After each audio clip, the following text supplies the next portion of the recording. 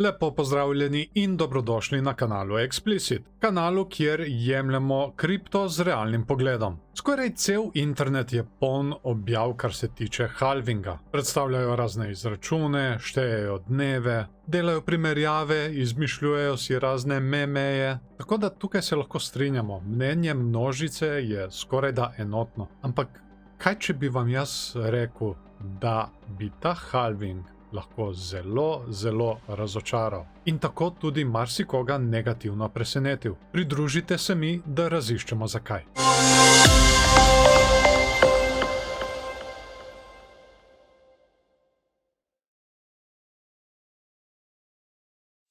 Kar si bomo v današnjem videu ogledali, je Elliottova valovna teorija in kako ta teorija sovpada z gibanjem cene Bitcoina. To teorijo je razvil Ralph Nelson Elliott in je metoda tržne analize, ki temelji na študiji vzorcev, ki jih tvori cena na grafu, kar je zelo pomembno, in je kot posledica psihologije množice. Vlagatelji, ki trgujejo na teh trgih, si pogosto delijo enake upe in skrbi, kar pomeni, da se na dogodke iz gospodarskih novic pogosto odzivajo kot čreda, torej čredni nagon. No in ta teorija kaže, da je psihologija vlagateljev ta pravi motor, ki je v ozadju za gibanjem na finančnih trgih. Dajmo na kratko povzeti, kaj so Elliotovi valovi. Vsak val je del fraktala. Po njegovem mnenju trgi sledijo naslednjemu vzorcu. Imamo bikovski cikel, ki je sestavljen iz 5 valov, ki jih tudi označujemo s številkami 1, 2, 3, 4, 5. In nato imamo medvedji cikel,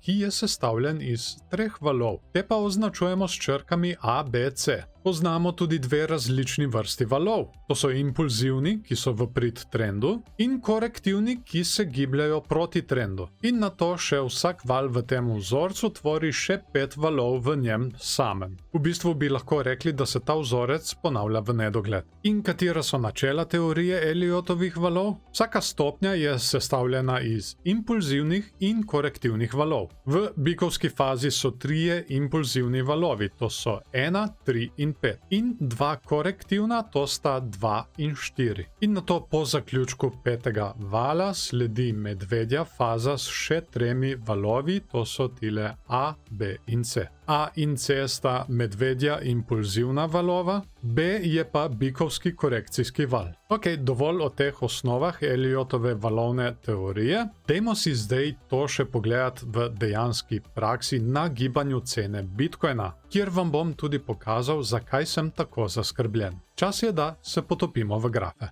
Smo na tedenskem grafu Bitcoin All Time History, kjer je prikazana celotna zgodovina Bitcoina. Tukaj imam tudi že označene prejšnje halvinge, ki smo jih dali skozi 26. novembra 2012, 4. julija 2016 in 11. maja 2020.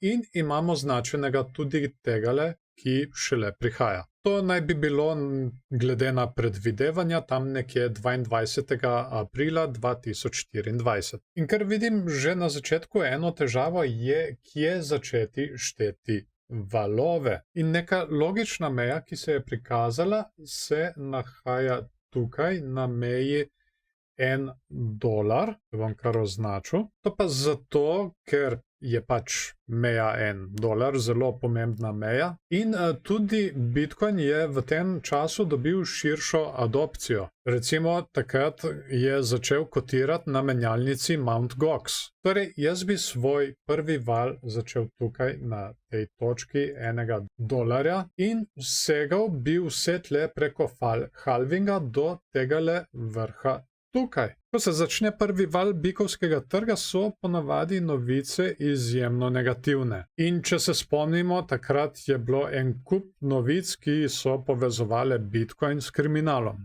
In prvi val je tudi zelo težko prepoznati. No in po prvem valu sledi drugi val, ki je korekcijski in smo imeli tukaj dno. Običajno so novice še vedno slabe in ko se cene spet bližajo prejšnji najnižji vrednosti, se vrne tudi negativno razpoloženje. Obseg vala mora biti manjši od prvega vala, kar je razločno vidno, da imamo tole, in padec ne sme biti večji od 61,8% na Fibonacci retracement lestvici. No, tega zdaj ne bomo naredili, ker rišemo valove, lahko pa pol kasneje izmerimo, ampak ni. Padec ni večji od 61,8%. No in potem imamo tretji val, ki bi imel preko halvinga, če gledamo ciklično preko halvingo, bi imel vrh tukajle, na okoli slavnih 20.000. No, ta val je običajno najdaljši in najmočnejši. Novice začenjajo postajati pozitivne, kar se tudi spomnim takrat, dejansko so bile novice vedno bolj pozitivne. Cene hitro rastejo in popravki, kot vidimo, so tudi zelo šibki. No in potem imamo četrti val, ki ima dno tukaj in je očitno korektiven. Cene se običajno gibljajo dolgo časa, dokler običajno ne dosežejo meje 38,2% na Fibonacci retracement lestvici, to je od višine tretjega vala. In na to imamo še peti val. In to je zadnja etapa v smeri bikovskega trenda. Novice so izjemno pozitivne in vsi so optimistični. In zaradi tega navdušenja bodo številni vlagatelji začetniki začeli vlagati šele takrat in to tik preden bo gibanje cene doseglo vrh. Obseg vala 5 je manjši od obsega vala 3 in številni kazalniki se začnejo razhajati. In ravno tukaj, na koncu bikovskega trga, so medvedi pogosto deležni posmeha. Tako da dajmo mi zdaj to približno izmeriti, trajanje vsakega vala posebej.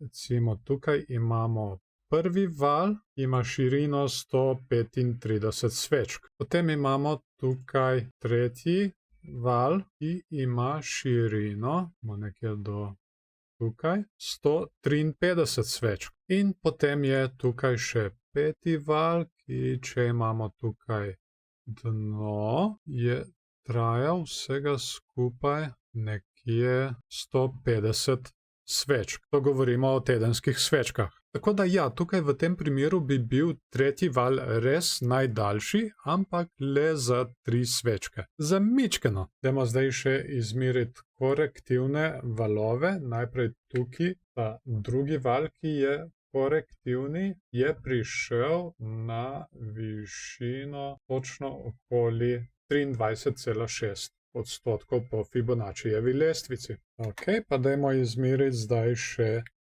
četrti val, od dna tukaj pa do vrha. In ja, imeli smo korekcijo točno do 38,2%.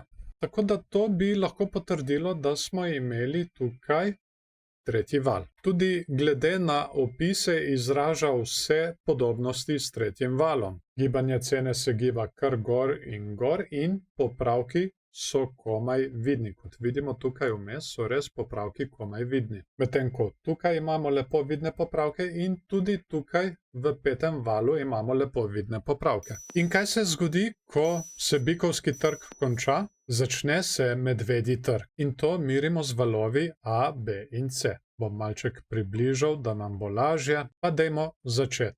Recimo, da je tukaj tale padec, ki smo ga imeli, val A. Zdaj, popravke je običajno teže prepoznati kot impulzivno gibanje cene. Tukaj v valu A so na splošno novice še vedno pozitivne. Večina analitikov vidi padec kot popravek na še vedno aktivnem bikovskem trgu. To je zelo pomembno. In če smo imeli tukaj val A, na to sledi korektivni val B. Torej imamo medvedji trg in tokrat so korektivni valovi tisti, ki grejo gor. In ja, cene se ponovno obrnejo navzgor, zato mnogi to vidijo kot oživitev bikovskega trga, za katerega še vedno ne verjamejo, da je konec. In obseg tega vala mora biti manjši od obsega vala A, kar imamo. In običajno po valu B sledi še val C. Recimo, da ga označim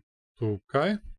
Cena ponavadi pade v obliki 5 valov, česar še nimamo. Obseg se poveča in običajno na podvalu 3, torej podvalu 3 od tega vala, vsi razumejo, da smo na medvedjem trgu. In tukaj je še nekaj zaskrbljujočega. Val C je vsaj toliko velik kot val A ali še večji. Tako da, če izmerimo val A, tako od vrha do dna, in mi tole zdaj prestavimo tukaj, na tale vrh, dobimo kot cilj točno tole mejo tukaj. Tako da, ja, velika je verjetnost, ki kaže, da se lahko celo to zgodi v bližnji prihodnosti, kar vem, da bi marsikoga tudi zelo razočaralo. Ampak treba je vedeti tudi nekaj ključnih stvari. Gre se za teorijo, kar pravi tudi v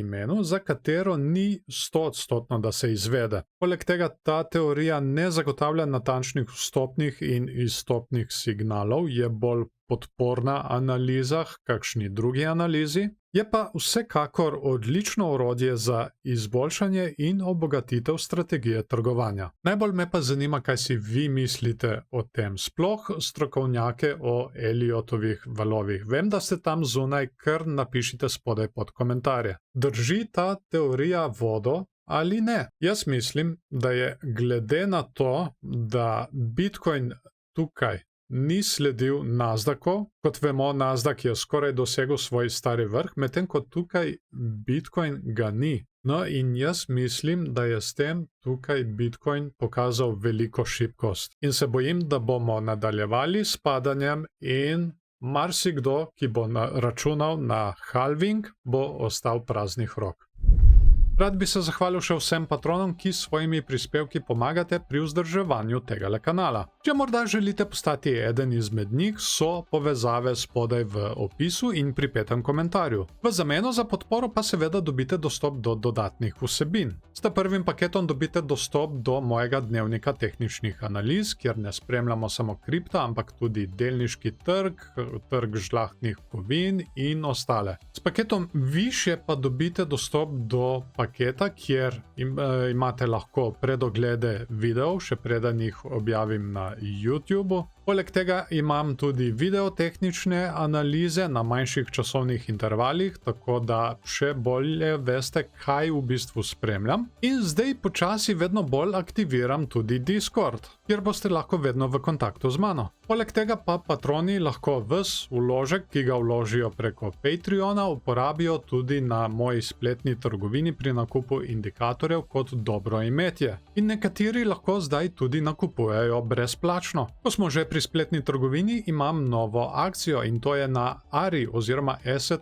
Rotation Index, to je indikator, ki sem ga kompletno jaz pisal sam. Ta indikator namreč kaže, kam na kriptotrgu se steka denar. Zelo uporabna informacija, znižanje za 40%, tako da ne zamudite. Poleg tega se za ta indikator zdaj obeta en velik update. Tega res nočete zamuditi. Hvala vam tudi, da ste si video ogledali do konca. Dajte mu všeček, če vam je bil všeč, ali pa ne všeček, če vam ni bil. Vesel bom tudi delitev z vašimi prijatelji, če mislite, da so te informacije uporabne tudi za njih. Zdaj pa kličem vse Elliott Wave poznavalce oziroma strokovnjake. Se strinjate s to analizo? Imam prav ali sem kompletno zgrešil? In če sem zgrešil, kje sem zgrešil? Ta kanal je namreč namenjen prvotno izobraževanju, zato sem izredno hvaležen za vsako informacijo, od katere se bodo lahko tudi drugi učili. Tako da, kar pokomentirajte spodaj pod video in z veseljem bom podebatiral z vami. Ogromno stvari se bo dogajalo na tem kanalu, še naprej bomo spremljali turbulentno dogajanje na Bitcoinu, predstavljal vam bom tudi nove obetavne projekte v sodelovanju s Phoenixio in Crypto News. Obetajo se tudi razne akcije na indikatorjih, ki sem jih sam sprogramiral. Tako da, ja, najboljše je, da se naročite na kanal in nastavite obveščanje, da vas bo YouTube o novem videu takoj obvestil in da tako ničesar ne zamudite. Hvala vam, da ste bili z mano, želim vam lep dan še naprej in se vidimo v naslednjem videu.